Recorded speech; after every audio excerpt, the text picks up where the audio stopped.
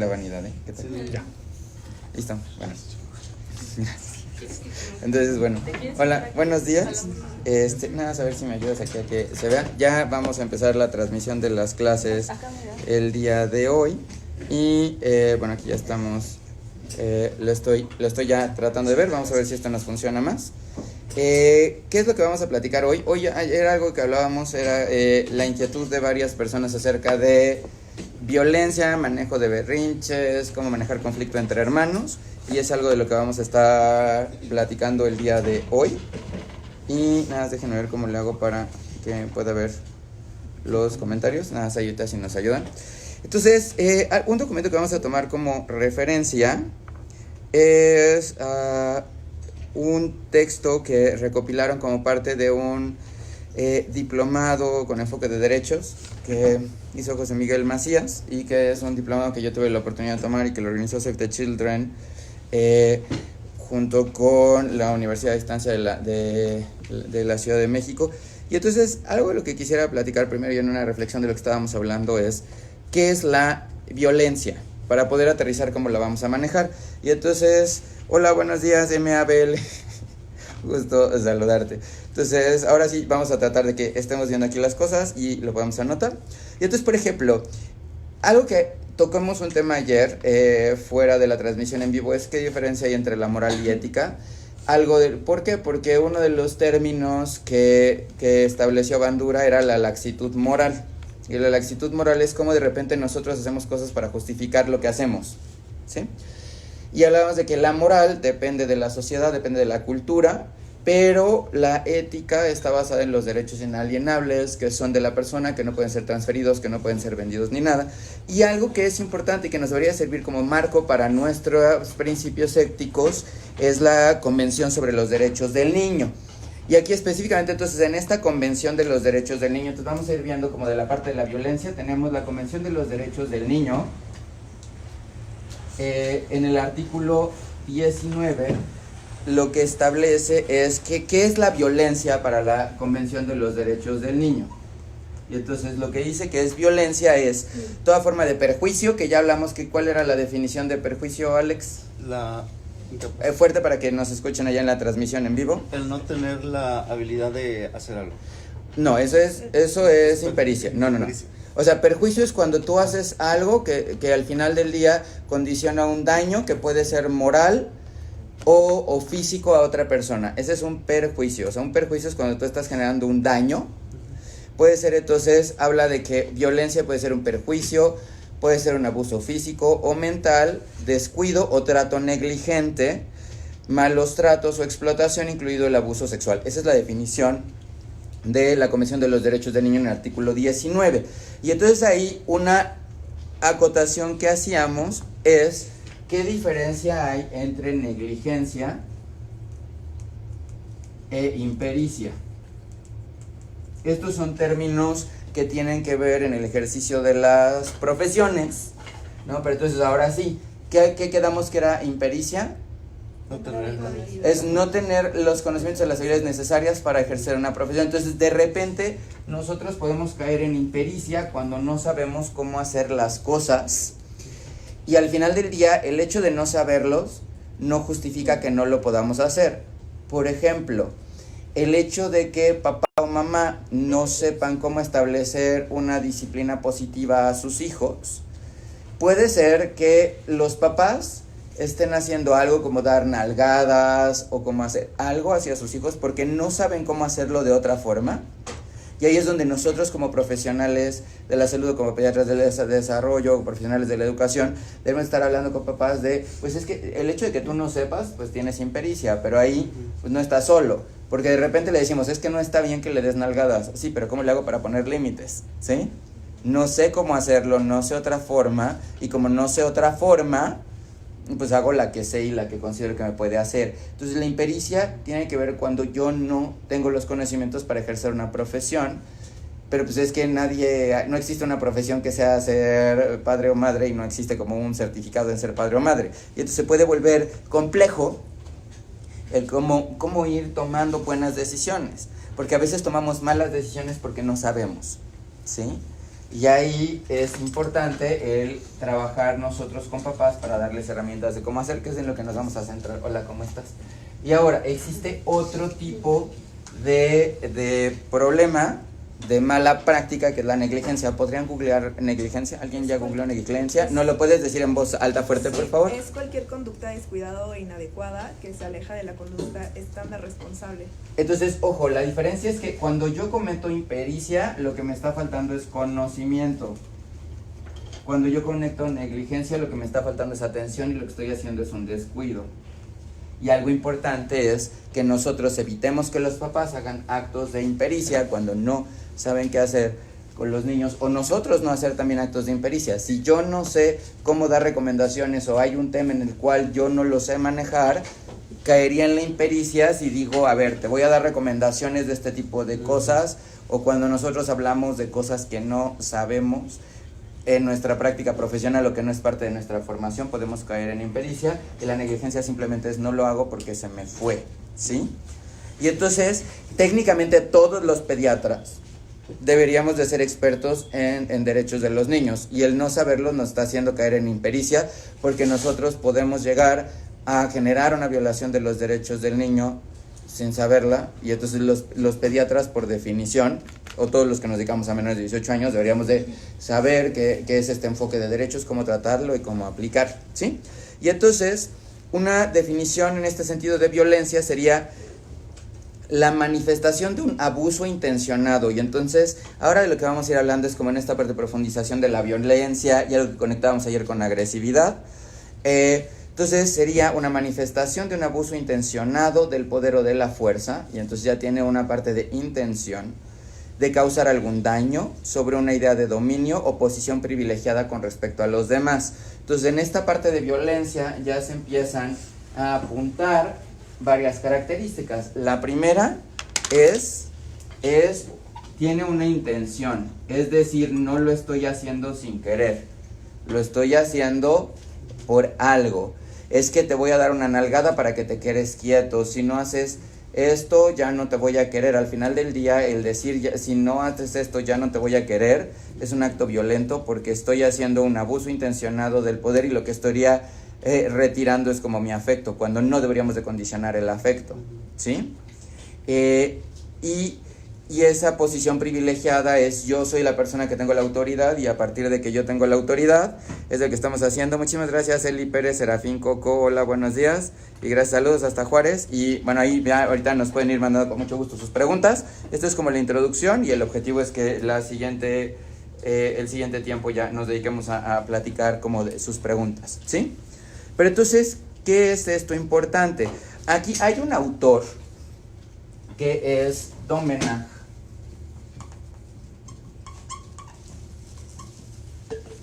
Y este autor tiene un texto que describe en su texto de 1981 qué es y qué no es violencia. Y entonces voy a ocupar esta parte de referencia de Domenach para ir hablando como de qué características tiene la violencia, y a partir de ahí irlo extrapolando. Si me ayudan nada más a acomodar la imagen para que pueda tener más espacio en el pizarrón, por favor. Gracias, para que lo vayamos viendo. Pero entonces, ojo, entonces dice, Domenach habla de la violencia. Uno, dice, es específicamente humana, es decir, y es algo de lo que hablábamos ayer. La agresividad es una respuesta biológica que se da ante una frustración por algo que de acuerdo a la visión podría ser considerado una ira. Siempre, si quieres acá. Sí, que puede ser considerada entonces la ira, que es una emoción, y a partir de esta ira es que se pueden dando las cosas. Pero ojo, entonces Domenach nos dice, es específicamente humano. ¿Por qué es específicamente humana? Por cuanto es una libertad que quiere forzar a otra. Y ese es un concepto importante, es una libertad que quiere forzar a otra libertad. Por ejemplo, hay una frase que es, mis derechos terminan donde empiezan los tuyos. Yo puedo tener la libertad de fumar, pero tú puedes tener la libertad de decidir no estar expuesto al humo del tabaco. Cuando yo estoy imponiéndome y estoy diciendo, tú vas a tener que, a mí me da igual si tú hueles o no el humo de tabaco que yo estoy generando, estaría haciendo un acto en el cual mi libertad de fumar está interviniendo con tu libertad de no estar expuesto al humo de tabaco, no decidir hacerlo, y esa es una conducta en la cual estaríamos haciendo un acto de violencia en esa perspectiva, porque te estoy forzando y mi libertad quiere impulsar a tu libertad, ¿sí? Cuando, por ejemplo, yo quiero decidir hacer algo y tú no lo quieres hacer, la violencia sería yo voy a hacer algo para que tú lo hagas. Ojo, aquí algo que tendríamos que tener muy claro es, yo papá, yo mamá, tengo la función de dar límites y poner estructura a mis hijos, porque mi función es educar, y parte de educar implica poner límites y ayudar a que las personas se vayan desarrollando de forma adecuada. Si yo considero que algo es pertinente, siempre teniendo en el centro a la persona, y es, por ejemplo, voy a poner un ejemplo de esta parte de libertades. Una mamá o un papá dicen, mi hijo tiene la libertad de decidir si se pone o no se pone la vacuna del sarampión, y yo tengo la libertad o no, o sea, yo ejerzo mi libertad de dejar que el niño esté haciendo lo que quiera hacer. Hola, muchos saludos, Javier Delgadillo, gracias por seguirnos y gracias, MacArthur. Entonces, ahí el problema es de que estamos malentendiendo esto. ¿Por qué? Porque al final del día, aquí estaría cayendo en una forma de negligencia. ¿Por qué? Porque hoy tenemos un tema que no se está tocando porque el coronavirus es lo más importante, pero tenemos un gran brote de sarampión. Y ahí habría que preguntarnos, ¿tenemos el esquema de vacunación completo? ¿Nos pusimos el esquema de vacunación completo? ¿Por qué? Porque el coronavirus es algo que nos va a pasar a todos y desafortunadamente al final del año cerca del 80% de la población lo va a tener. Pero el sarampión es una enfermedad que podría ser prevenible por vacunación. Y muchas veces no lo hicimos por estar pensando en, yo no voy a estar como mamá interviniendo en la libertad de mi hijo de decidir si quiere o no quiere hacer las cosas. Y ahí es donde tendríamos que decirle a los papás, o es lo que tendríamos que reflexionar. Los niños no entienden que la vacuna, si de adulto no nos queda claro que una vacuna te sirve para que no te pase algo, un niño no tiene la capacidad de ir entendiendo cuando es pequeño, o sea, a los 3 o 5 años no tiene la capacidad de ir entendiendo que me van a poner una vacuna y lo que dice el niño es no quiero piquete, o no quiero que me dé fiebre, o no quiero que me duele el brazo. Eso es lo que le está agobiando al niño. El niño no está entendiendo la conceptualización a largo plazo de qué es lo que puedo llegar a hacer. Y eso es donde se vuelve complicado. ¿Qué tendría yo que ir considerando en esta perspectiva? Que yo como papá tengo que velar por el interés superior del niño, y el interés superior del niño debería de ser, a ver, hay una enfermedad que puede condicionar serios problemas, que puede dejar secuelas, y existe un tratamiento.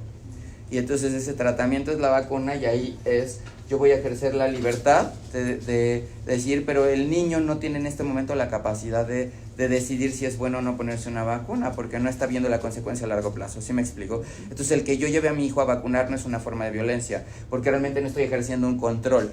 Lo que estoy haciendo es darle una herramienta para ayudarle a que se desarrolle de forma integral.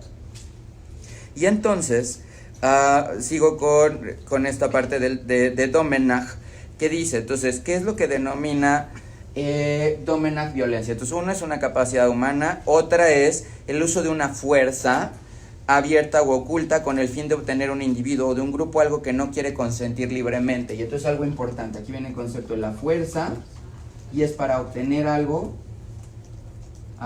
que no quiere consentir.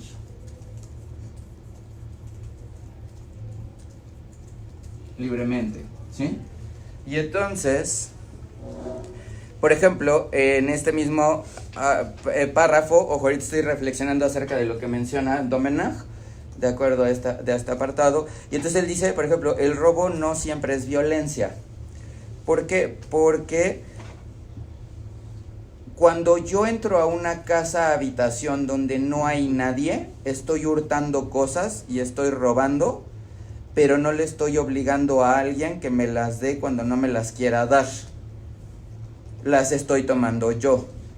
en esa perspectiva, por eso se clasifica, puede haber un robo a hogar con violencia o sin violencia, ¿sí? Ajá.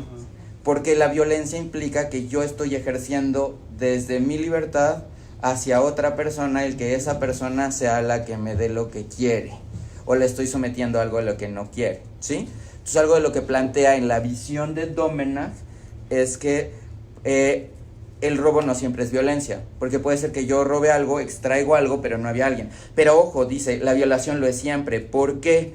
Porque la violación es una forma eminente, pura de violencia, porque obtiene por la fuerza lo que normalmente se obtiene por el consentimiento amoroso.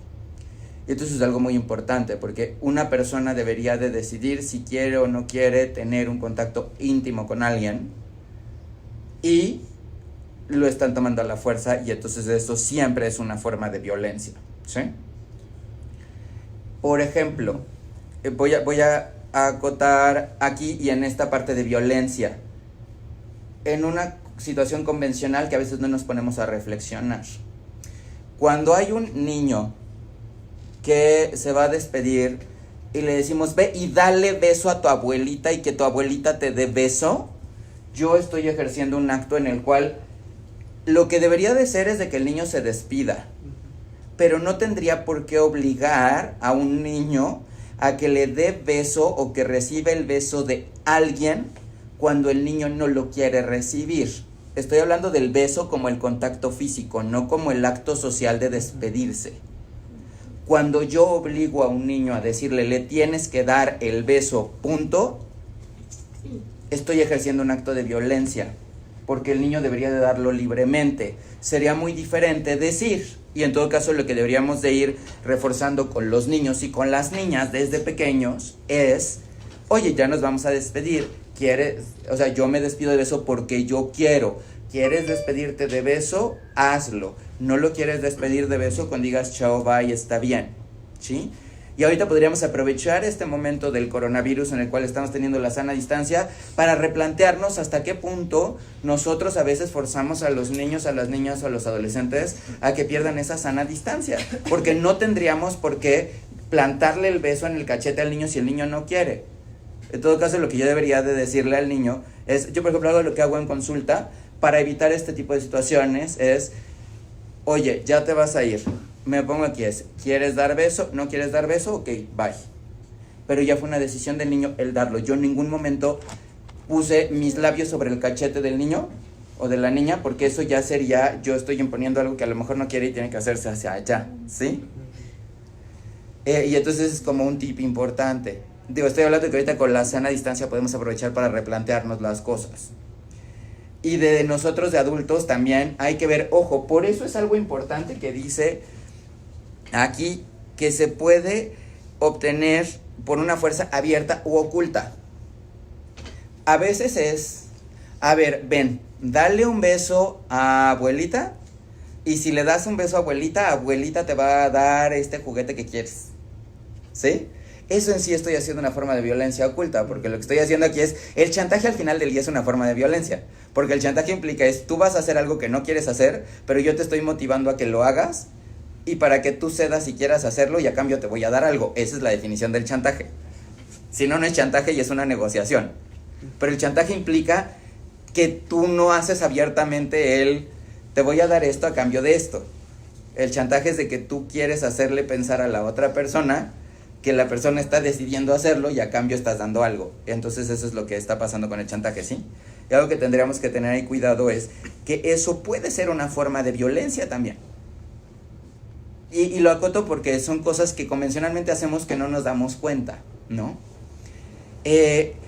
¿Por qué? Porque aquí entonces, ¿qué es lo que habla aquí Domenach? Nuevamente es que dice, lo terrible y fascinante de la violencia es que ofrece la posibilidad de instituir en beneficio del más fuerte relaciones ventajosas, economizando palabras, trabajo y palabras. Por ejemplo, hay personas que agarran y dicen, es que yo ya tengo perfectamente medido a mi hijo y entonces hago así, y ya mi hijo ya sabe que, ¿sí? O por ejemplo, esta linda frase que es lo más pasivo-agresivo que existe en el mundo de, al ratito hablamos mi vida, ahorita que nos vayamos a casa vas a ver chiquito, vamos a hablar las cosas. Esa es una forma de violencia extrema, porque ahí lo que le estoy diciendo es, te va a ir re mal, ¿sí? Es que porque yo les decía con la mirada. Exacto, bueno, pues esa puede ser, Y exacto. mis hijos todavía recuerdan. Tal cual. Y entonces está aquí comentando Flor que de repente veía a alguien y decía con la mirada, a ver, ojo, no es lo mismo que las personas, o sea, hay niños que, y eso me toca verlo en el consultorio, ¿no? Porque hay un área que es de juguetes del niño más grande, y entonces hay niños, por ejemplo, que quieren acercarse hacia la pared y es, aquí están los juguetes que son para ti, esos son juguetes para niños de más de 6 años. Y entonces de repente, por ejemplo, el niño quiere, ¿ya le dijiste que esto no lo agarre? Y entonces el niño empieza así muy casual. Y entonces va así, y entonces va como tentando y te voltea a ver como hasta qué punto le vas a decir, ya cruzaste la línea en la que te estás acercando. Y entonces muy casual, de repente el niño va así, ay, lo tengo en la mano, ay, lo agarré. Qué casual. Y entonces sí, o sea, ahí es donde, eso no es violencia, ahí los niños voltean a ver y cuando uno los mira con cara de, no, entonces el niño ya agarra y dice, ok, sí, me retiro. Pero a los 2 segundos empieza a reír. ¿Sí? Y entonces ahí es donde funciona la mirada, pero hay que tener claro ahí como en esta parte de control nuestra función como papás es educar y poner límites. Porque al final del día los niños necesitan límites para poder ejercer su libertad, porque si no sería un libertinaje. Entonces aquí lo que dice, el apogeo de la violencia no es el homicidio que suprime el objeto mismo de la violencia, porque al final del día con el homicidio lo que está perdiendo es la libertad y la vida, sino la tortura, pues esta asocia a la víctima a pesar suyo a su verdugo. Y entonces ahí la tortura es la forma, el apogeo de la violencia de acuerdo a Domenach, porque en la tortura realmente tú estás haciendo que otra persona sufra y tú eres el que estás decidiendo qué es lo que estás haciendo con esa persona, ¿no? Y entonces aquí comentan una parte de Jean-Paul Sartre que dice, la violencia es de sociedad, una sociedad que es la inmunda caricatura de la sociedad de la razón y del amor. Y es porque de repente nosotros vivimos en este mundo en el cual la violencia no está haciendo sociedad, porque a través de la sociedad y a través del ejercer la violencia es de que empezamos a ver todas nuestras relaciones y entonces todo se va creando así. Hasta cierto punto, en el modelo conceptual de las relaciones sentimentales en el medioevo era, tú no eres capaz de decidir con quién te vas a casar, tú no eres capaz de decidir con quién vas a formar una vida. Yo te estoy diciendo a ti que va a ser con lo que nos convenga más a nosotros. Y al final del día esa era una forma de violencia, pero una forma de violencia socialmente aceptada, en la cual incluso pues muchas reinas terminaban estando con personas que no amaban. A algunas les iba muy bien, como Leonor de Aquitania, que fue muy feliz porque encontró el amor. Y hay toda una serie de baladas acerca de Leonor de Aquitania y de su amor con un rey inglés, pero a otras no les fue tan bien, ¿no? Y entonces es en esta parte. Ahora, aquí, y para pasar a las preguntas, vamos a ir viendo aquí, por ejemplo, aquí dice Ernesto Torres, vamos a ir comentando aquí, buen día, tengo un pequeño de 7 años de nombre Said que lo diagnosticaron en esa edad con un IQ de 144, decidí llevarlo porque en su primaria y kinder no quería trabajar y me pidieron diagnosticarlo por síndrome de atención. Quisiera saber qué me recomienda, lo llevo al CEDAT sábados y va a la primaria, adicional al psicólogo, pero quisiera saber, mira, Ernesto, justamente ese tema lo vamos a tocar mañana en cuanto a inteligencia, mañana ese tema lo vamos a tocar, pero yo aquí una recomendación para Ernesto Torres y para todas las personas que tengan niños que son muy inteligentes, hay una película muy linda que se llama Gifted, un regalo muy especial, que es una película en la que sale Chris Evans, es de las primeras películas en las que Chris Evans no sale sin ropa y actúa, y es una película muy buena, vale la pena que la vean, es apta para cualquier persona, pero vaya, o sea, es de una clasificación adecuada, y es la historia de una niña muy inteligente que vive con su tío porque su mamá desafortunadamente falleció, y a lo largo de la película es justamente y esa película al final tiene este tema del interés superior del niño, que es algo de lo que estamos hablando con la parte de derechos, y toca también con esta parte de violencia, porque al final del día hay una parte que quiere que la niña esté alejada de todo lo que tenga que ver con desarrollo de inteligencia, y al final del día es una fuente de violencia porque está coartando la libertad de que la niña se desarrolle a plenitud, pero por el otro lado hay otra fuerza que es de que se debe de desarrollar nada más, y al final del día, o sea, el final de la película es muy bonito porque toca este tema de del interés superior del niño. Entonces te recomiendo en ese caso de que veas eso y que escuches mañana nuestra plática. Lo que yo creo que, o sea, como yo manejo, yo la razón por la cual me dediqué a lo que me dedico y fundé Pediatría del Desarrollo es por una frase de Goethe, que es: la humanidad exige genios, se aburre de ellos y se conforma con los mediocres. Todo el mundo quiere que su hijo sea el más inteligente. Y cuando le sale muy inteligente pero tiene inteligencia emocional así, dice: ¿por qué no eres normal? Y entonces empezamos a hacer puntos de violencia o de otro tipo de cosas que tienen que ver con ¿por qué no haces esto? ¿Por qué no haces lo otro? Deberías de hacer. Y entonces viene como una serie de retos que mañana vamos a abundar más en las teorías del desarrollo. Ay, hola Rose, qué gusto verte. Para los que trabajamos en venta, ¿dónde se divide la violencia, la manipulación y la influencia? A ver, yo te diría, Rose, hay un autor que más adelante vamos a revisar, pero te recomiendo que leas, no sé si lo has visto, que es el autor de los nudge o empujones, que no es de Daniel Kahneman, es el libro que te dije que se me fue, de Thaler. O sea, yo te diría, busca de Thaler y se llama Piensa rápido, piensa mejor.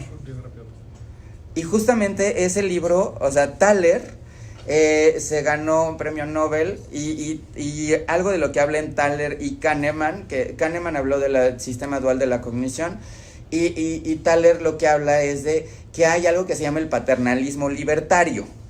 Y esto lo acoto por lo que comentas de ventas y eso es lo que tiene que ver. Entonces, a ver, googleen paternalismo libertario, por favor, aquí. A ver si lo encuentran y nada más checar que sí salga ahí lo de Thaler. Pero ese libro, para las personas que dicen, ¿qué diferencia? ¿Cómo le hago yo para que una persona haga lo que yo creo que sea más funcional para esa persona sin violar su libertad y sin ejercer violencia? A través del paternalismo libertario. Y entonces el libro está muy bonito. ¿Está aquí el libro? ¿Puedes ver si te lo llevaste? No. Entonces si no lo puedes, a ver si lo buscas. Me parece A ver, que se llama ¿qué es? Pensar rápido, pensar despacio. Pensar rápido, pensar despacio. Sí, es ese, perdón. Es Pensar rápido, pensar despacio de Edward Thaler. Daniel Kahneman. De Daniel Kahneman, no, entonces es el otro. A ver, googlea Thaler. Ahorita se los digo porque tengo una confusión de autor. Pero lo que sí es un hecho es el paternalismo libertario. ¿Qué es el paternalismo libertario? ¿Eso sí lo googlearon? A ver. Es una filosofía política basada en la presunción de que el Estado puede ayudar al ciudadano a tomar las decisiones. O sea, está basado en los nudge o empujones. ¿Y qué son los nudge o empujones? Los nudge o empujones son, por ejemplo, Rose, todos nosotros lo hacemos. Te pongo yo un ejemplo que me tocó vivir. Cuando antes iba yo al Sears, que está en World Trade Center, en la entrada estaba como la ropa y perfumería estaba hasta el fondo. Y entonces pues la gente no necesariamente iba a perfumería porque entrabas al Sears para subir a las escaleras y entrar al World Trade Center. Un nudge o un empujón es cuando hicieron el cambio para poner la perfumería en la entrada y entonces cuando tú entras al Sears vas a estar pasando por perfumería y entonces al pasar por perfumería puede ser que ese es un empujón que te ayuda a que pues si tú no tenías contemplado la perfume pero está alguien ahí, ese es un empujón, ¿sí? O por ejemplo en las ventas, el que te digas te voy a dar este mes gratis para que pruebes mi producto y después tú decides si lo cancelas o no, pero te estoy dando esta prueba gratis por un mes y después decides de lo que se trata. Ese es un empujón. Y entonces justamente lo que habla el paternalismo libertario, entonces sí te lo llevaste. Bueno, entonces nada más, ahorita les checo el autor, pero pueden checar, a ver, préstame, si puedes poner Thaler, T-H-A-L-E-R, el libro, ahorita lo checamos, pero entonces yo te diría, ese libro vale la pena para ir viendo ahí. Y ahí vas a ver esta parte de manipulación e influencia y justamente algo de lo que hacemos todos en ventas es este nudge. Como profesionales de la salud lo hacemos, ¿no? Es, mira, tienes estas opciones, pero yo te recomiendo esta cosa por esto y esto y esto. Estás haciendo como un nudge o un empujón y es algo de lo que se está buscando en la actualidad. Es un pequeño empujón, gracias. Es miren, es de Sunstein y Richard Thaler. Este es el que les decía, se los voy a poner ahí Gracias. Sí, sí era de Thaler y Sunstein. Miren ahí, no sé si lo alcanzan a ver. Esta portada es de Un pequeño empujón de Sunstein y Thaler. Y ahí es donde habla, es un pequeño empujón, es donde habla de la toma de decisiones. Y este libro puede ser muy útil para papás, mamás, profesores, para cualquier persona quiere no ejercer la violencia, pero quiere hacer que alguien tome una buena decisión. Y ahí es donde ahondan en el tema del paternalismo alimentario. Si quieren, en otro momento podemos hacer una lectura comentada de este libro. Nada más anotar de Edmond Thaler. Yo soy pésimo para los nombres. Entonces, perdón si de repente tengo una confusión ahí con Kahneman y Thaler, pero ya es un pequeño empujón. El de piensa rápido, piensa mejor, ese lo vamos a comentar después. Y ese habla de los dos sistemas. Pero esa es otra teoría que veremos. Entonces, ojalá que te haya servido esta parte, Rose, y lee este de Un pequeño empujón, y nosotros lo tenemos de tarea. Ahora viene aquí Félix Morales, dice, soy psicólogo, pedagogo y estudiante de medicina. ¡Wow, qué increíble! Yo estoy diferente, yo estudié medicina, bueno, estudié un poco de agronomía, y luego estudié medicina, y luego hice esto, y ahora soy estudiante de psicología de la licenciatura en el sistema abierto de la UNAM. Y entonces aquí viene esta parte de muchas gracias por tu comentario, Félix.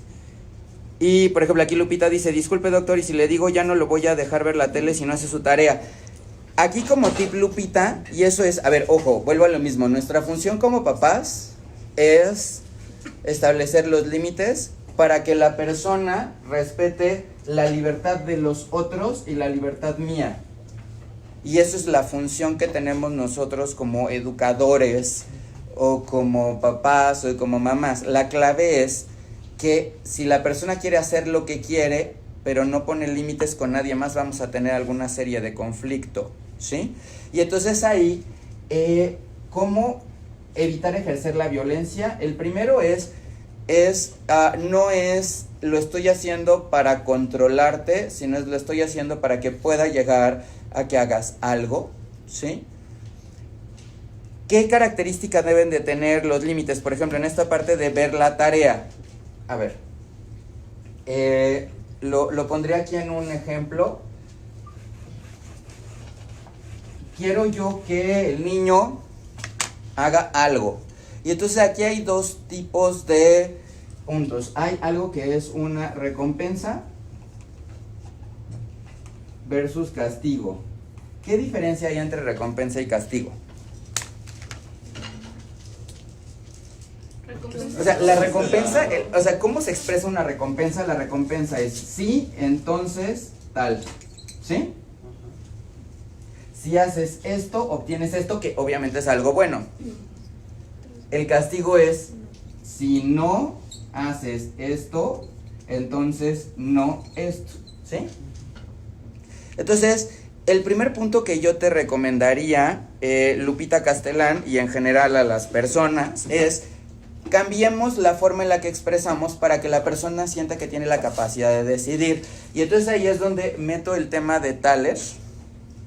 Si me pueden ayudar a recorrer tantito allá para que, o hacia acá ya se ve mejor, es que no alcanzo a ver cómo está en la pantalla. Sí, ya sé, pero es que aquí tengo una cosa que me impide moverme. Pero, gracias. Perdón, pero, entonces, por ejemplo, Thaler lo que nos enseña ahí es que son los nudge, que son estos empujones, que es lo que comentábamos, ¿sí? Y entonces al final del día, si yo le digo, si no haces la tarea no hay tele, lo estoy castigando. Y en vez de fortalecer el que él toma una decisión adecuada, yo estoy imponiendo lo que tiene que hacer. Ay, perdón, ya se nos cayó. Alfonso, ¿puedes estar de este lado, por favor? Sí, era nada más para ver el libro que te había pedido que leyeras. Pero nada más vamos a ver si me ayudan ahí a acomodarlo porque se cayó, gracias. Pero ahora ya no me veo. Entonces, por ejemplo, no pasa nada, pero entonces lo que estamos viendo aquí entonces es los nudge, ¿sí? Este concepto de Thaler, de paternalismo libertario, es lo que nos va a evitar ejercer violencia. Lo que yo les recomendaría es, uno, no le digas, si no haces la tarea no hay nada. Porque eso la persona lo va a ver como me estás coartando mi libertad y me estás obligando a hacer algo que no quiero hacer, ¿sí? Lo primero que tengo que pensar es, a ver, si haces la tarea, entonces tal cosa. ¿Y dónde es donde empieza este nudge? yo como papá tengo que reflexionar qué es lo que voy a darle aquí, qué es lo suficientemente importante para mi hijo o para mi hija, para que se motive a hacer la conducta. Porque de repente le decimos, y entonces, voy a poner un ejemplo con los residentes de pediatría. A los residentes de pediatría, ¿sí le dan chance de pasar por acá, Alfonso, por favor? Por ejemplo, con los residentes de pediatría, una persona llega a las 8 de la mañana y tiene que hacer su trabajo y acabó su trabajo a las 10 de la mañana y se pone a leer. La persona de al lado se la ha pasado dando vueltas y piruetas y no está haciendo absolutamente nada, y llegan las 11 de la mañana, viene el supervisor y le dice, a ver, ¿por qué estás sin hacer nada? No estoy sin hacer nada, ya acabé todos mis pendientes para apurarme y para ponerme a leer. Y entonces en ese momento le preguntan al otro, ¿y tú cómo vas? Es que todavía no he hecho nada ni la 10ª parte de mi trabajo. Un gran problema es de que ese supervisor le va a decir al que ya acabó, oye, ¿por qué no vas y le ayudas al otro? Y ahí lo único que estoy favoreciendo es dos problemas. Primero, el que acabó rápido lo ve como un castigo, porque si no hubiera acabado rápido, no lo pondrían a hacer el trabajo el otro, y genera conflicto entre hermanos o conflicto entre pares, que era una de las preguntas que hacían ayer. 1, 2. El otro problema es, también si ayudamos para que la imagen esté derechita, por favor. El otro problema es que la otra persona va a decir, pues está bien lo que yo hice, porque como lo hice bien, ¿por qué lo hice bien? Porque al final del día yo no estoy trabajando y alguien más me está sacando mi trabajo en vez de hacer lo que se corresponde, ¿sí? Lo que habría que hacer es poner un libro abajo del otro lado. Permítame 2 segundos para acomodar, porque esa es una de las situaciones de los médicos, que los médicos no necesariamente ven conceptos de matemáticas, y entonces hay que ayudarles aquí como para subir. Aquí falta otro bloquecito, por favor. Quisiera mejor calidad del video, el teléfono debe estar revisado. Pero ahorita vamos a ver cómo... Esa es una de las tareas para las cuales tengo una maravillosa persona que me está ayudando y que espero que ya se resuelva y que a partir de la transmisión de las 9 mejore la calidad para ustedes. ¿Hay forma de evitar esos conflictos entre pares cuando se da esa situación? Sí, evitando de generar los conflictos, porque ahí el que está causando el conflicto es la autoridad, ¿sí? Entonces, por ejemplo, ¿qué es lo que quiero acotar? Si la motivación es el tiempo, lo que le deberíamos de decir a las dos personas es, vamos a hacer algo. Tienes que tener las cosas listas para tal hora, el que acabe las cosas puede hacer otra cosa, ¿sí? Y entonces ahí lo que estaría pasando es de que hay una recompensa. ¿Cuál es el empujón? Que yo tengo que tener claro qué es lo que le motiva a la otra persona para hacer las cosas. A ver si ese bloquecito nos ayuda. Gracias. Muchísimas gracias, Mon. Si no, a ver si nos ayudan a estar sosteniendo el teléfono. O un bloquecito más chiquito, a ver si así ya funciona. Gracias. Entonces... lo que tengo que pensar es este notch. ¿Qué notch voy a hacer para que se hagan las cosas? Por ejemplo, con lo de la tele, que es la pregunta que nos hacías, Lupita Castellán, lo que tengo que tener considerada es 3 cosas. Primero, tengo que pensar, ¿este es un empujón? ¿Es algo que realmente le interesa a esa persona que haga o no? Porque luego les decimos cosas súper aburridas como, ay, si acaba rápido, entonces te voy a llevar conmigo al súper para que veas cómo hago las compras. Pues eso no le motiva a nadie. Tengo que hacer algo que sea coqueto y algo que me motive a hacer las cosas, ¿sí? Esa es la parte 1. La parte 2 es, entonces tengo que tener como un notch. Y ahí vale la pena que lean este libro que quedamos que era un pequeño empujón, ¿no? Los empujones tienen que ser a corto plazo o se pueden intercambiar para... Esa es una pregunta que después revisaremos cuando sea... En este momento con Thaler, eso lo vamos a ver con Thaler, y ahí es una invitación, Alex, de leer el libro de un pequeño empujón, y eso nos lo vas a platicar tú después cuando veamos a Thaler. Aquí el punto es, tiene que ser en este momento. La consecuencia tiene que ser algo que en este momento me motiva para hacer las cosas. ¿De qué va a depender el tiempo en el cual... O sea, el empujón es en este momento para que tomes una decisión, ¿sí? Que es muy diferente a pensar que eso lo tenemos que hacer a largo plazo. ¿Cuánto tiempo tengo para que haya una consecuencia de un efecto? Eso lo vamos a ver con base en Piaget y lo vamos a platicar ahora que veamos el tema de Kohlberg. Mañana vamos a tocar inteligencia emocional, inteligencias múltiples, y Kohlberg lo estaríamos platicando. Entonces con Kohlberg nos va a servir ir viendo en este desarrollo moral cómo se da. Depende de la edad. Pero aquí es en este momento. Por ejemplo, lo que tocábamos aquí con Lupita. Entonces tengo que ver algo que sea la tele. ¿La tele es algo llamativo, sí o no? Si es algo llamativo va a servir un empujón y si no, lo quito.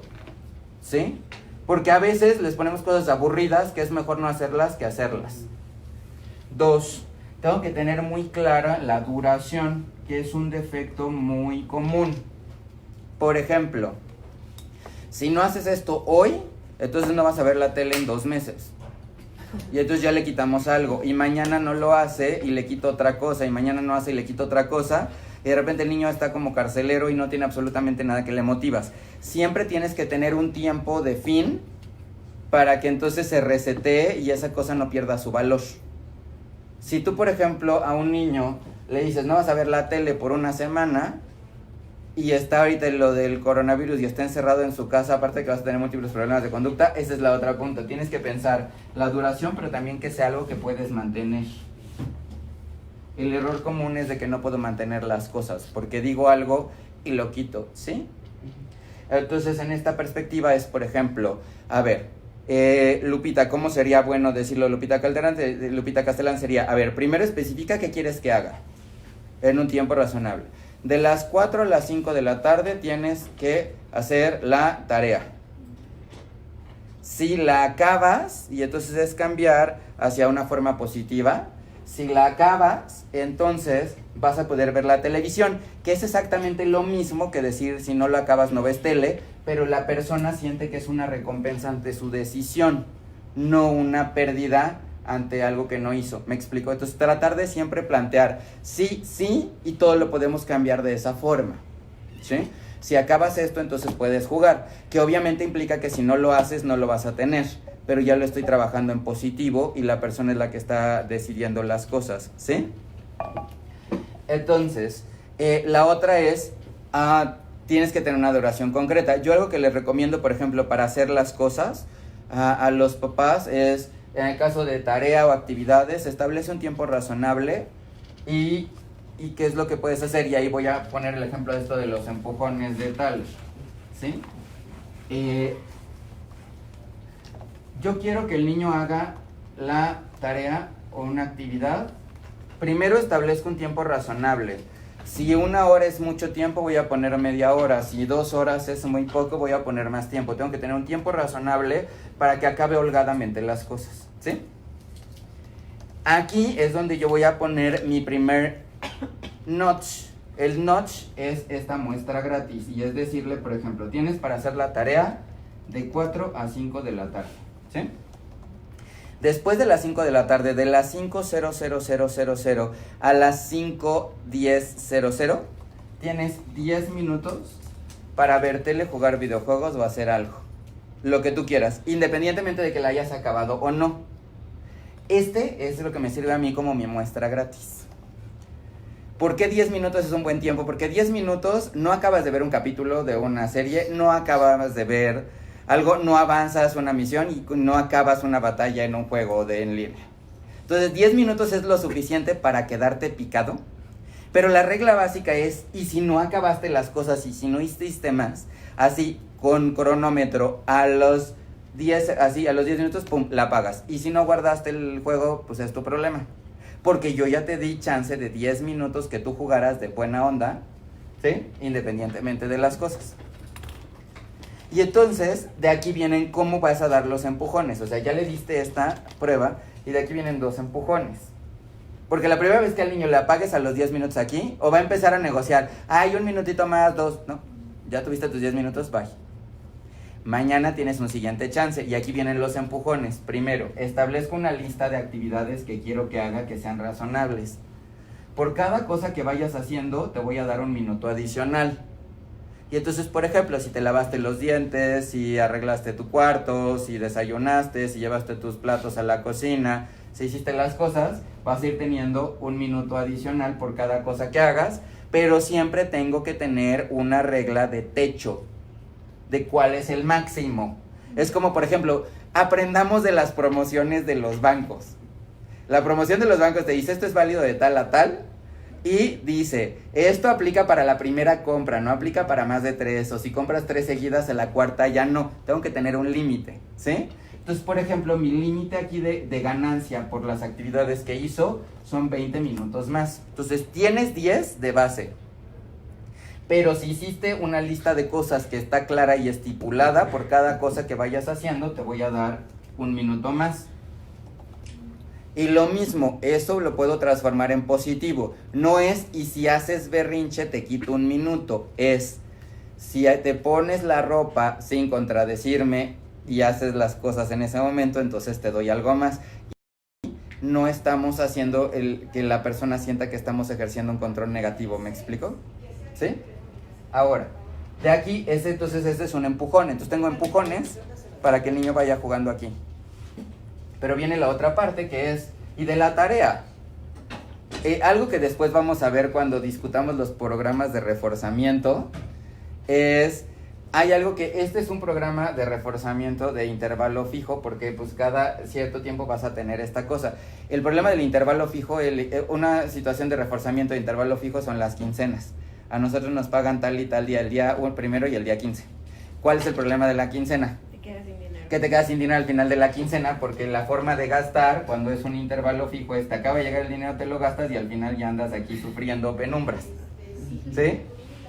Cuando lo que deberíamos de hacer en un mundo ideal, que no aplica para los humanos, es decir, voy a planear y voy a gastar igual todo el tiempo y así esto de aquí que no me lo gasto me sirve para tener una contingencia, pero nadie lo hace. ¿Sí? Entonces, ¿cómo podemos solucionar esto? Combinando con, o sea, el problema de que tenga un límite claro es de que el niño lo va a querer hacer aquí hasta el final, ¿sí? Y en este momento lo que yo tendría que decirle es, y ahí viene mi segundo notch. Yo ya tuve un notch que es, tienes estos 10 minutos de cosas y este va a ser un empujón que lo va a motivar a tener más tiempo. Tengo un segundo notch que es por cada cosa que tú vayas haciendo, si tú decides hacerlo, obviamente yo te voy a ayudar para que lo puedas hacer y tampoco voy a poner cosas irreales. Vas a tener 1 minuto más y tengo un segundo notch para que haga las cosas que son durante el día. Y el tercer notch o empujón que voy a tener es cómo hacer que esto lo acabe más rápido. Y para que esto lo acabe más rápido, lo que yo le estaría diciendo es, mira, tienes 1 hora para hacer esta actividad. Pero si acabas antes y me enseñas, me hablas y lo haces solo y me enseñas si lo hiciste bien, el tiempo que te sobre lo tienes para hacer lo que tú quieras. Y entonces así yo tengo una motivación que es voy a hacer las cosas lo más rápido y bien para poder llegar a tener el tiempo. Entonces, lo que yo, recuperando aquí de Lupita Castellán, lo que yo te recomendaría entonces es que, por ejemplo, con la tele ocupes esto de, mira, ¿quieres ver la tele? Vamos a hacer una cosa. Vamos a estar viendo ahora que estamos con la parte del coronavirus. De hecho, hoy a las 4 de la tarde de tiempo de Ciudad de México voy a estar platicando, iniciar unas transmisiones que vamos a hacer con la CEPIC, con la Secretaría de Educación Pública y Cultura de Sinaloa, acerca de tips de cómo poder ayudar a que los niños se desarrollen de forma integral mientras estamos, el tema de hoy es con la parte del coronavirus y al ratito voy a hablar de aspectos específicos de que se pueden hacer en casa, en la página de CEPIC, pero por ejemplo aquí en este apartado yo te diría, dile, tienes de las 9 a las 10 de la mañana para hacer como una lectura o algo. Después de eso tienes 10 minutos para ver la tele y si hiciste las cosas durante el día, entonces te voy a dar minutos adicionales para que puedas llegar a un poco de tiempo más. Y si te acabas más rápido y haces las cosas bien, entonces tienes un tiempo más. Y así estoy ayudándole a no ejercer la violencia porque no lo siente como una imposición, sino lo toma como una decisión, pero yo le estoy dando estos empujones para que tome las decisiones correctas, ¿sí? Y entonces vamos a seguir aquí viendo la parte y entonces aquí, gracias, saludos. La de un don excepcional con Cris Evans es muy buena, sí, exactamente, es Abigail. Hola Octavio, saludos desde Chicago, gracias por seguirnos. El título, por favor, es que aquí me perdí, supongo que es el de aquí, Thaler, un pequeño empujón. Gracias Alejandra, yo también les extraño. Ahora, Félix dice, a muchos papás les falta ser empáticos con los niños, ponerlos en su lugar y comprender que un niño sano es activo, es curioso, busca entretenerse y realizar actividades que serán vitales, saber guiar como padres para su desarrollo neurológico adecuado. Totalmente. ¿Cómo poder convencer a los padres de eso? Esa es una pregunta compleja, pero por ejemplo aquí, esto de mantenerse quieto es justamente algo que vamos a hablar para concientizar en este tema. Es una excelente pregunta, Félix Morales. Y ahí algo de lo que nosotros hacemos para concientizar acerca de eso es el temperamento. Voy a poner un ejemplo de diferencia entre temperamento, carácter y personalidad. Ojo, el tema que estamos viendo ahora son preguntas que ustedes tienen acerca de cómo prevenir la violencia y estamos dando estrategias a partir de ello. Y ahorita quiero tocar algún aspecto adicional, pero aquí en esta pregunta de Félix Morales es, por ejemplo, ¿qué diferencia hay entre temperamento, carácter y personalidad?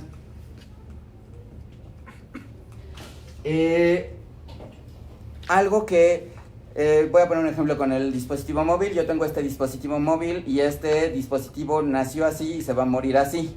Ese es el temperamento, ¿sí? Y tiene cierta capacidad de gigas. Ese es el temperamento. El temperamento es algo que nosotros traemos de base, que tiene un componente hereditario y que está fijo a partir de los 3 meses. Aquí, Félix, vamos a platicar después a detalle de temperamento otra vez en una clase próximamente. Si no, puedes poner Antonio Rizzoli temperamento en Google y salen, por ejemplo, di una plática en Bebemundo donde hablábamos de las dimensiones y ahí se desglosa. Si quieres leer algo, está Thomas y Chess, que son autores de esta teoría. Nosotros aquí aplicamos una escalita que es del temperamento, que tiene 10 dimensiones. Pero entonces el temperamento es algo que es fijo.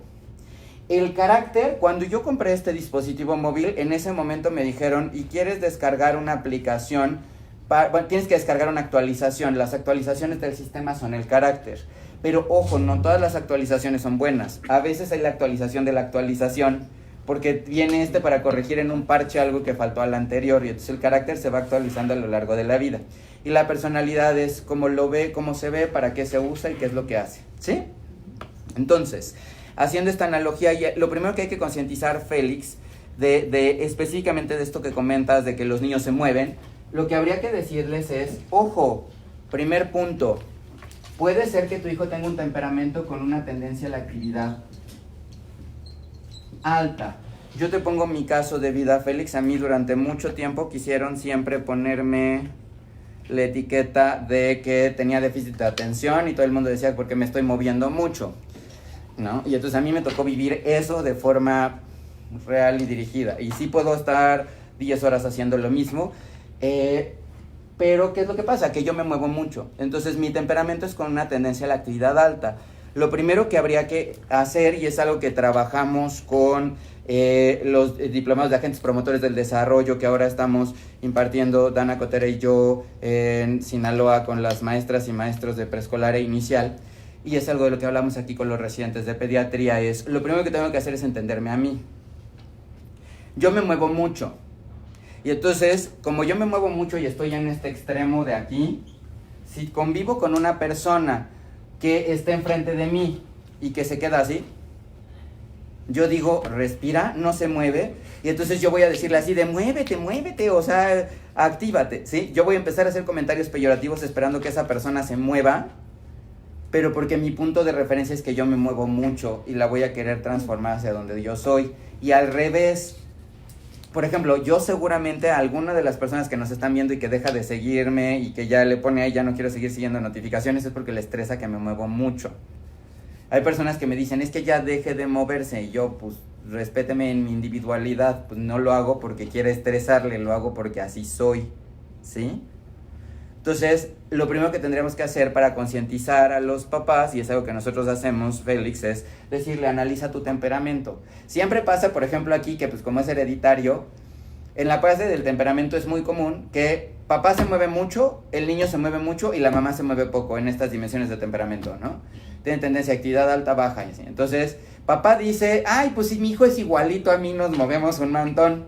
Y la mamá dice, es que los dos se mueven mucho, ya dejen de estarse moviendo tanto. Ahí habría que reflexionar. La próxima vez que yo quiera planear tener un hijo o escoger una pareja, si me estresa mucho que se mueve el otro, pensar si mi pareja con la que voy a tener un hijo se mueve mucho, muy probablemente mi hijo se va a mover mucho, y entonces después voy a querer que los dos se dejen de mover cuando los tengo que respetar en su individualidad, ¿sí?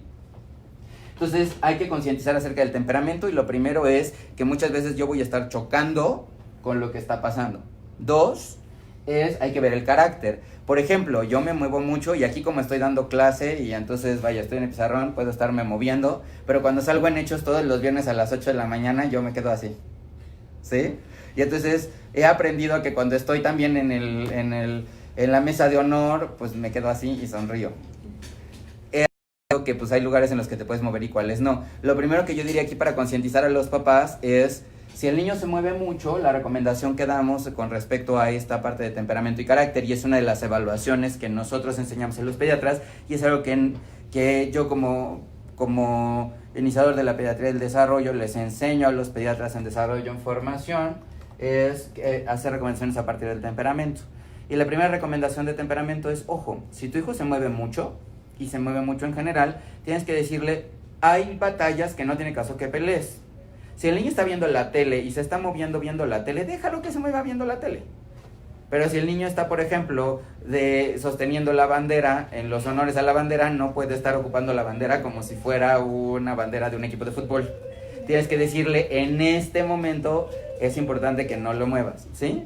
Yo una estrategia que hago con los niños que se mueven mucho, por ejemplo, en el aula, es: tienes que canalizar tu energía. El gran problema de una persona que se mueve mucho y que le está diciendo, deja de moverte, es que si la persona se está moviendo y le dices, deja de moverte, en ese momento deja de estar poniendo atención a ti para concentrarse en no me voy a mover, no me voy a mover, no me voy a mover, no me voy a mover. Y luego le preguntas, a ver, ¿qué te dije? Pues no sé por qué estaba concentrando en moverme. ¿Y por qué no me estás haciendo caso? Pues porque me dijo que no me moviera. Y entonces se forme como una especie de lucha de poder, donde al final del día la persona dice, a ver, te vas a quedar quieto y me vas a hacer caso. Y ya estamos teniendo un conflicto. Entonces ahí es donde sirve yo lo que hago con los niños es, por ejemplo, hay unas sillas muy bonitas que se llaman bubblers, que no venden en México, que son como, sería una muy buena idea que los trajeran a México. Son cilindros de foamy para que te sientes, pero tiene bases cóncavas y entonces convexas, y entonces te permite que te vayas moviendo, y en la vez de que tengas una silla rígida que estás ahí, puedes tener esta silla, y dependiendo de qué tanto te mueves, te permite que te muevas sin que estés distrayendo a los demás y sin hacer ruido. Yo lo que hago con los niños que tienen una tendencia a la actividad alta es les regalo un llaverito y le digo, mira, ten este llaverito y entonces te puedes empezar a mover, o buscar en el aula recomendaciones de si ya acabaste y tienes que tener esta energía que te hace que te estés moviendo, puede ser que te pongas a dibujar o te canalices en algo, o a lo mejor podrías ayudar, si tú ya entendiste el tema, a ir cambiando de lugar, dando una retroalimentación a tus compañeros y ayudarlo a que lo comprendan mejor. Entonces, parte de este enfoque de concientización es difícil, pero el primer punto es trabajar con el temperamento, entender que lo que me choca, me checa a veces, y eso se vuelve una situación que puede ser de conflicto para muchas personas. Espero que haya respondido ahí, pero es todo un reto, y ahí, por eso justamente el diplomado que damos en Sinaloa con el secretario Juan Alfonso Mejía y todo el equipo de maestras y maestros sinaloenses, a los que yo quiero y admiro con todo mi corazón, bueno, y a todos los maestros y todas las maestras de todo el país, pero ahorita tengo la fortuna de estar yendo a Sinaloa con ellos, es de que hablamos de esto. Ahora, Abigail nos pregunta, ¿cómo funciona con los niños con TDA impulsivos? Con mi niña no tolera que le toquen sus cosas y reacciona pegando, gritando, ya sabe que está mal, pero dice que no puede controlarlo, ya intentamos con consecuencias y poniéndole en el lugar del otro, pero nada. Ahí, Abigail, qué bueno que hiciste esta pregunta, porque aquí justamente estás tocando esta diferencia que hablábamos ayer. O sea, yo creo que aquí lo que está pasando con tu hija, cuando está teniendo esta reacción, cuando le tocan las cosas, algo de lo que veíamos ayer, te recomendaría, Abigail, si no pudiste ver ayer nuestro tema de emociones, donde hablamos de Ekman, justamente se tocó el tema de que la ira es una emoción básica que se produce con la frustración. Yo aquí lo que te diría, Abigail, es cuando un niño está haciendo algo, o sea, el niño, por ejemplo, pega. Voy a poner el ejemplo y de lo que dices, mi niña no tolera que le toquen sus cosas y reacciona pegando, gritando. O sea, que hay un pega o grita, pero aquí lo primero que tendría que preguntarme, bueno, aquí las líneas van hacia acá, es pega o grita. Eso, ¿lo está haciendo como respuesta a un estímulo? Sí, lo más probable es de que lo que haya sentido es ira, entendiendo en ese concepto de ira como una frustración de algo, y lo que está teniendo es agresividad. Versus, simplemente llega y pega por el gusto de pegar, o por el hecho de lastimar, o por el hecho de controlar a alguien. Estas personas generalmente es ira, no la pueden controlar, hacen algo agresivo y después sienten culpa o remordimiento. Esta persona que pega o grita por el hecho de lastimar, no hay culpa, lo está haciendo a propósito. Y entonces son como dos diferencias que tendríamos que hacer. Esta parte de aquí, de respuesta-estímulo, aquí lo que tendríamos que ayudar es a que los niños que tienen déficit de atención impulsivos o algo, por ejemplo aquí, es de que empiecen a controlar y que sepan aterrizar el por qué estoy haciendo esto y que tengan el control, porque no está padre de que hagas cosas de las que después te arrepientas y hay que fortalecer que cada uno de los niños vaya teniendo su control. Para eso hay estrategias como, por ejemplo, yo algo que ocupo mucho con los niños para favorecer esta de mindfulness y esta conciencia del cuerpo es cuando estés enojado y cuando te pase algo empieza a respirar. Una forma de enseñarles a los niños a hacer exhalaciones profundas, o sea, inhalación profunda con exhalación sostenida es con burbujas. Yo lo que les digo es compra burbujas de arito chiquito y entonces con esas burbujas le podemos enseñar al niño, porque si tú la agarras en la burbuja y la haces, la truenas. Entonces lo que tienes que hacer es de que le haces así, mete aire y tienes que hacer un hilo delgadito y sí va a ser una burbuja grande y entonces eso lo puedes estar ocupando. Hay estrategias muy lindas para ello como los frascos de la calma de Montessori. Si quieren algo que podemos hacer mañana, es que mañana podemos hacer una clase de cómo hacer esto de ejercicios de burbujas o cómo hacer frascos de la calma. Me prestas tantito este frasco y entonces yo lo que hago es, gracias Ilmita, entonces por ejemplo aquí está el frasco que hacen con los niños. Si quieren podemos hacer un videito de cómo hacer frascos de la calma y hacer lo de las burbujas.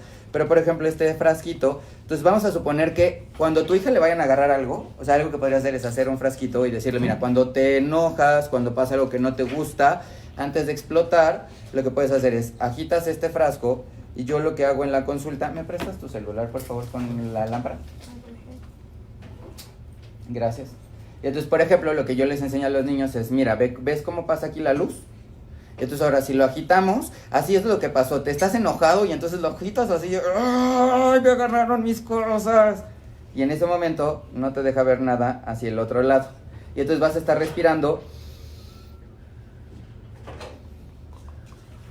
hasta que se vaya asestando y entonces eso me permite a mí ir entendiendo que no debo de decir nada cuando estoy enojado y tengo que ir haciendo que las cosas vayan descendiendo y poco a poco va respirando.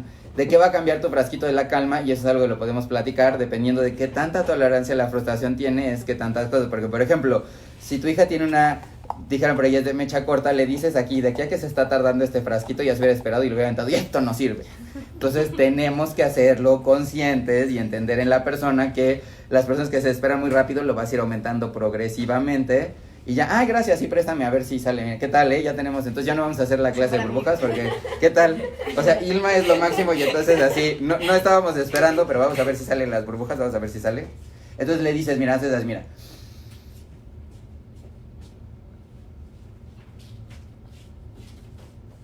Y entonces así ya hizo una burbuja grande. A ver, vamos a hacer un concurso. A ver, Alex, con sana distancia, no importa, con sana distancia, a ver, párate ahí y haz una burbuja.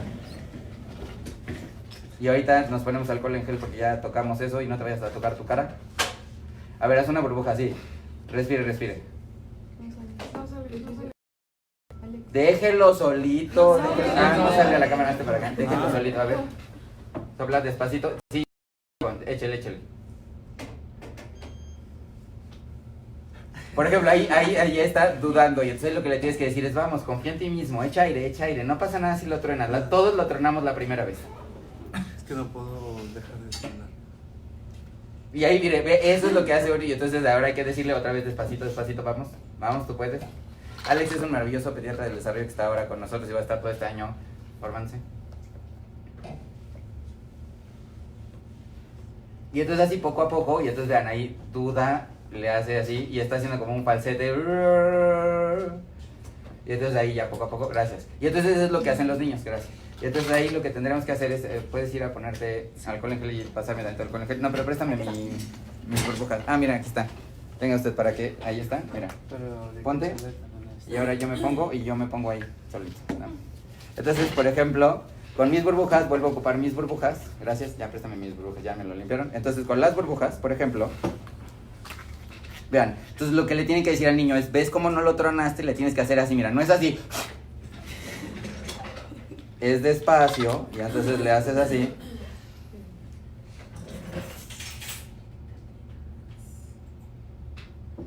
¿Sí? Y entonces eso nos puede servir. Y eso es como una reflexión. Si ustedes no pueden hacer burbujas grandes, pregúntense, ¿y acaso no yo soy de mecha corta y estoy haciendo lo mismo y cada vez que mi niño hace algo, entonces yo estoy reaccionando igual? Ejercicio de burbujas. Y entonces esta de la sirenita la pueden conseguir en algún lugar muy barata. Las mejores son las de los parques. Y para hacer ejercicios de tolerancia a la frustración, mientras sea más chiquito el arito mejor. Y el mejor de jabón de burbujas, salvo que ustedes me cuenten alguno mejor, es detergente para trastes. Y eso quiere decir que con las manos debe de ser súper agresivo. Porque por definición si hace burbuja es de que no es dermatológicamente bueno para la piel, ¿no? Entonces, lo que estaba comentando ahí Abigail, entonces con estos ejercicios dile diciendo que haga estas burbujas, que tenga su tiempo, agite el frasco de la calma, le puede ayudar para que se vaya controlando. Y ahí en un determinado momento es donde nosotros como pediatras del desarrollo, para evitar que el niño se compre que es malo, podemos llegar a ocupar herramientas y tratamientos farmacológicos, que es algo de lo que platicamos con los residentes, y dado que esta clase está abierta para el público y en sí quien debería de prescribir los medicamentos es el personal médico, es de que no mencionaría estos temas, pero hay estrategias farmacológicas que pueden ayudar para evitar a controlar. Solamente mencionaría aquí, en esta parte de la agresividad, hay 3 neurotransmisores que podrían estar asociados a agresividad, y voy a poner ejemplos. ¿Les ha pasado a ustedes alguna vez que te pica un mosco y entonces está allí y te empiezas a rascar, y ese rascar te hace que te sientas como de malas porque dices, me está picando y estoy así, y te quieres rascar más? Ese tipo de agresión en la que te empiezas a lastimar puede estar mediado por histamina. Y entonces la histamina puede ser un neurotransmisor que esté involucrado sobre todo con autoagresión, con me estoy lastimando, estoy ansioso, me estoy rascando, me siento así, ya sé que estoy así, y exploto. Y entonces ahí puede ser histamina un neurotransmisor, y entonces podemos ocupar tratamientos que tengan que ver sobre la histamina. Pero aquí una de las características son personas que están como ansiosas, son así, y entonces se sienten así, puede ser que tengan como problemas de sueño y sobre todo se pueden estar rascando, haciendo cosas. Habría que ver si no es por histamina. La otra es, por ejemplo, adrenalina.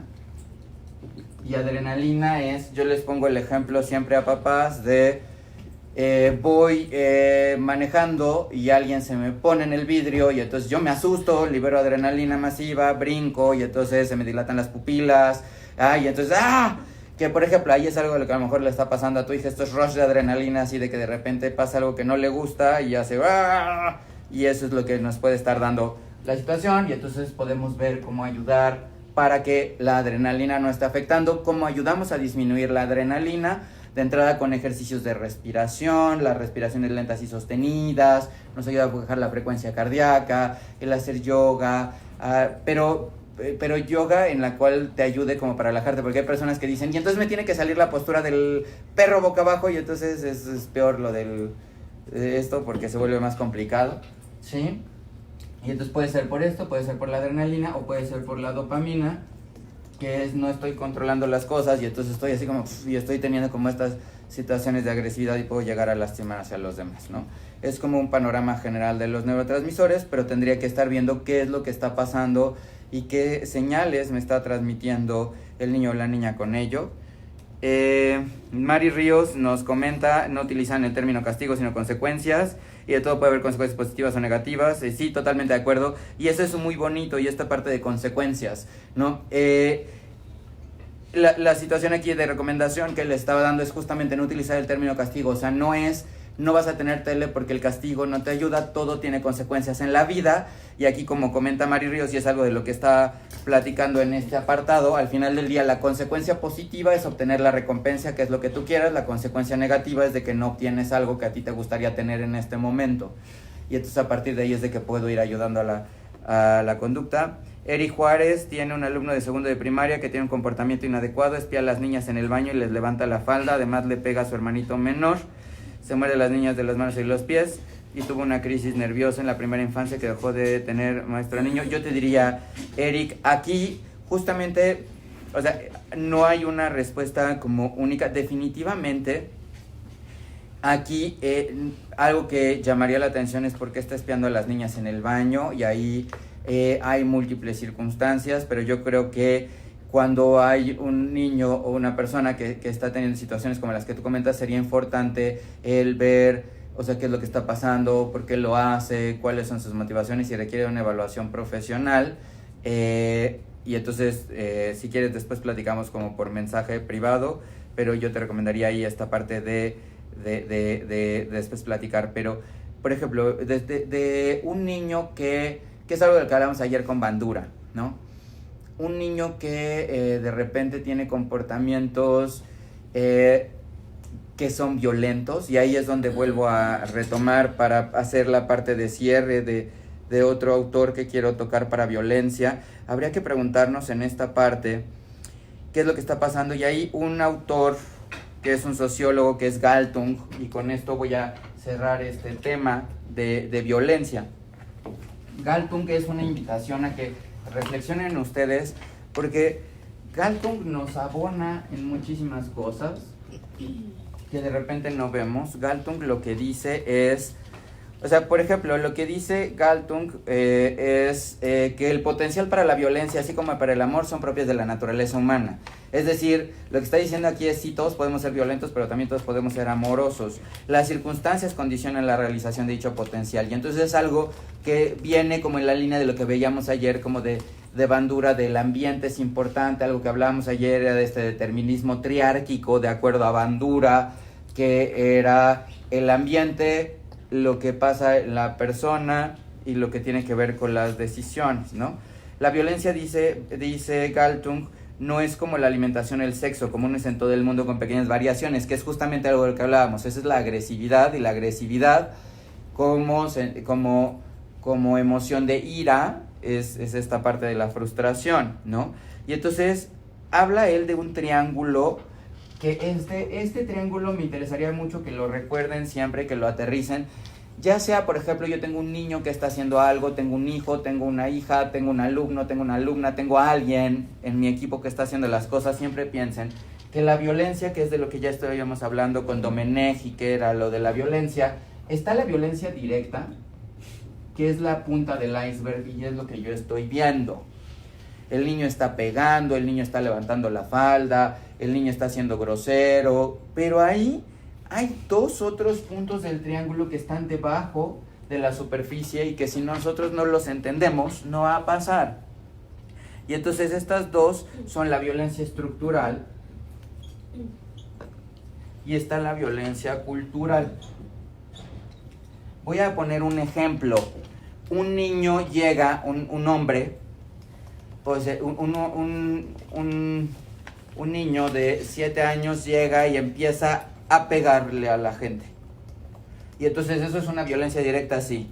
Y lo mandan a ver por qué razón está siendo violento, y le empezamos a comprar la etiqueta de que está siendo violento. Pero algo que hay que tendríamos que pensar es, ¿y qué tal que ese niño, lo que pasa es que vive en un ambiente familiar donde uno, pues así cuando le castigan le pegan, o que desafortunadamente ese niño está viendo cómo hay violencia intrafamiliar y hay golpes dentro de la familia, u otra parte que es una parte cultural, y entonces de repente hay una situación muy triste en la legislación mexicana, que en algunas entidades federativas del país la pena por robarte una vaca es 40 veces más grande que por violar a una mujer. O sea, el que te robes una vaca, tienes 40 veces mayor pena que por violar a una mujer. Esa es una situación estructural, ¿no? Porque la estructural es lo que dan las leyes, es lo que dan las cosas. Por ejemplo, una situación en esta parte de violencia y abuso sexual, el hecho de que haya entidades federativas en las que antes estaba aprobado el matrimonio por consenso, cuando una de las frases que más claramente se dicen, no debería de existir el tema de matrimonio infantil, eso definitivamente es violación, ¿no? O sea, y por ejemplo, el embarazo infantil es violación, punto. Y hay personas que dicen el decir es un embarazo infantil, es un eufemismo, porque realmente una niña no tiene capacidad de decidir sobre ello, ¿no? Y entonces, ahí, ¿qué es la parte del estructural? Por ejemplo, el estructural es, existen lineamientos o reglas para hacer las cosas, pero pongo un ejemplo de estructural con esta parte de la violencia. Una niña es sometida a violación, es una adolescente de 3 años es sometida a violación. Hay una estructura que permita que esa niña pueda llegar a ser atendida, que pueda llegar a tener un soporte social. Esa niña estaba estudiando y entonces se le destruyó el alma porque alguien la violó. Pero esa niña que fue violada, ¿puede seguir estudiando? O sea, hay un espacio que le estemos garantizando para que la niña pueda dejar al hijo, en el caso de que decidiera tener, que no estamos hablando de este tema y no me voy a meter nunca en temas de si está bien o no la interrupción del embarazo. Estoy hablando de la situación. O sea, a lo mejor hay una violencia estructural ahí, que es, pues la niña ya no va a poder seguir estudiando porque no tienen dónde dejar a su hijo a cuidado de alguien. Y entonces puede ser que entonces la niña va a tener que seguir siendo sometida a violencia directa porque lo único que le queda es profesionalizarse madre, o ya que estuvo embarazada va a tener que seguir viviendo con la persona que le violó y que va a generar como más hijos, porque si no, no hay un mecanismo donde ella dejó de estudiar, no tenía un soporte, no tenía como red de apoyo. Esa es una violencia estructural. Y entonces a veces esta violencia estructural no la vemos, pero es importante, y esa tiene que ver con la legislación, ¿sí? Por ejemplo, en una institución donde estamos hablando de niños, pero por definición en una institución donde se atienden niños, que no se deja por legislación el que los papás o las mamás estén al cuidado de los niños, hasta cierto punto es una forma de violencia estructural. Y es estructural porque está fija, ¿sí? No es algo que, o sea, es algo, ¿por qué se hace así? Porque así dicen las reglas. Ok, sí, así dicen las reglas, padrísimo, pero realmente estamos viendo el interés superior del niño, en ese caso. O sea, tenemos que reflexionar, y a veces no nos damos cuenta. Todos en nuestra vida tenemos algo de violencia estructural, desafortunadamente. Pero a veces eso no lo vemos como una violencia estructural, y nada más nos enfocamos en esta parte, ¿no? Pero esta parte de violencia estructural es algo importante, y hay que visibilizarlo. Y entonces, ¿qué es lo que hace la violencia estructural? Esta es menos visible, dice, se esconde bajo la superficie, son estructuras, sistemas injustos, afectando a grupos o sectores de la población. Por ejemplo, una violencia estructural es, ¿por qué una mujer, por ser mujer, gana menos que un hombre? Y eso se ve en múltiples industrias. Esa es una violencia estructural. Si estás haciendo el mismo trabajo, deberías de ganar lo mismo, ¿sí? Y entonces, tenemos muchas cosas de violencia estructural que no nos damos cuenta. La violencia estructural también tiene que ver con la parte económica. Hay mamás que dicen, o papás, es que a mí me gustaría que mi hijo fuera tal tipo de educación, pero desafortunadamente no tengo recursos para hacerlo. Esa es una violencia estructural. Porque ahí se está ejerciendo un control sobre otra persona que no está pudiendo decir lo que quiere hacer. El niño muy inteligente, que la maestra, que no hay, por ejemplo, como una evaluación adecuada para el niño y no hay una legislación adecuada para estos niños que son muy inteligentes, que no tendríamos que poner etiquetas, es violencia estructural. O sea, una violencia estructural es esta pregunta que decías de los papás, de que están haciendo, o sea, de que los papás, ¿cómo hacer para educar a que las personas no necesariamente tienen déficit de atención y que el niño tiene derecho a moverse? Eso es una violencia estructural. Pero además es una violencia estructural que era una violencia estructural hasta antes de 2014, y a partir de 2014 se volvió una violencia cultural, porque ya tenemos una ley general de los derechos de niñas, niñas y adolescentes, y ahí es una invitación a que sigan a Ricardo Bucio, que es un ser humano maravilloso, es una persona increíble, es un gran abogado por los derechos de los niños, y él es el secretario ejecutivo del sistema. Que sigan a lo del CIPINA, ¿sí? Porque el problema de hoy es que todos los que tenemos que ver con niños, los que tenemos hijos, los que trabajamos con niños, los que somos maestros, los que somos pediatras, los que somos médicos, cualquier persona, a partir del 2014 hay una ley que establece que hay niños que tienen derechos.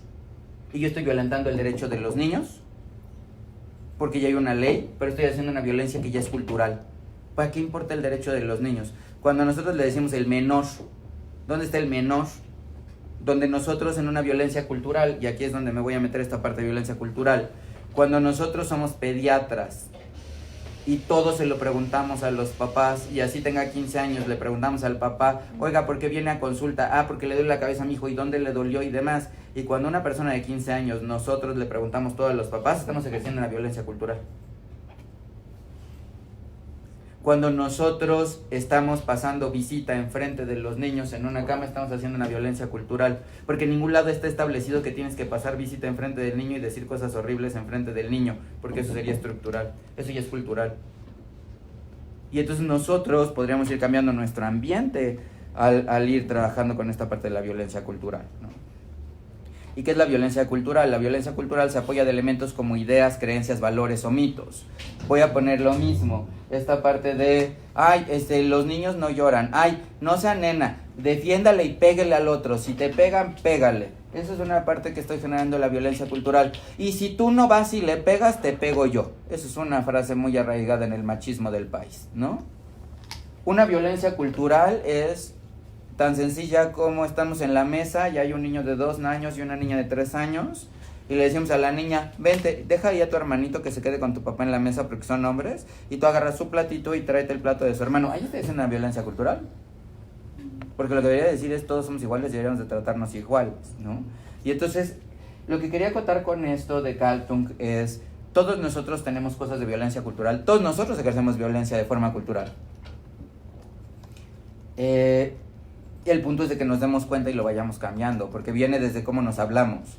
El que una persona se llame Juana y yo llegue y le diga, hola princesa, hola chiquita, hola mi amor, es una forma de violencia cultural, porque el niño porque yo le estoy forzando a que esa persona se reconozca como yo le estoy diciendo. Cuando a mí llega alguien y me dice, hola, yo soy la residente, pues no eres la residente, eres una persona humana que además tiene un nombre, y que eres una mujer, y que en este momento de tu vida resulta que eres residente, pero eres una persona. Pero de repente nos arraigamos en esto. Y entonces tendremos que ver esta parte de violencia. Pero no podemos darnos cuenta de la violencia cultural que estamos ejerciendo si no vemos los derechos. Que es algo de lo que hablábamos ayer. La ética está basada en los derechos. Hay una ley general de los derechos de niñas, niñas y adolescentes. Y es un tema que podemos tocar y que vamos a tocar. Yo creo que ese tema lo vamos a tocar la próxima semana. Pero les invitamos a acompañarnos a la lectura comentada de esta parte. Y gracias Ernesto, qué bueno que te gustó, gracias, qué bueno que mañana nos sigan, y bueno, aquí hay diferentes comentarios de opinión. Ya ahorita más adelante platicamos de los otros temas, con mucho gusto. Vamos ahora a cerrar esta transmisión y hoy vamos a hablar de 3 temas, por si nos quieren acompañar o verlos más tarde. Ahorita voy a cerrar la transmisión y algo que nos habíamos pedido es vamos a cambiar un poquito el orden. Vamos a hacer una pausa de media hora y a las 9:45 vamos a platicar acerca de la teoría de las emociones de Sachter. Vamos a hacer una lectura comentada a las 9:45 y después, mientras les invitamos a que vayan buscando si tienen Frozen o si tienen Netflix o algún servicio de streaming, porque vamos a hacer el análisis de la película de cómo recetar Frozen y para qué recetarla, y para evitar violación de los derechos de autor vamos a estar haciendo como fragmentos muy muy muy cortitos, y les invitaría a que mientras en este tiempo vayan preparándose para tener ahí a la mano su película de Frozen y que al rato vayan viéndola con nosotros, o pueden empezar a verla ahora para que al rato podamos platicar acerca de ella. Gracias por seguirnos, ojalá que sea de utilidad. Y nos vemos al rato en la siguiente clase de Pediatría del Desarrollo. Y gracias por seguirnos.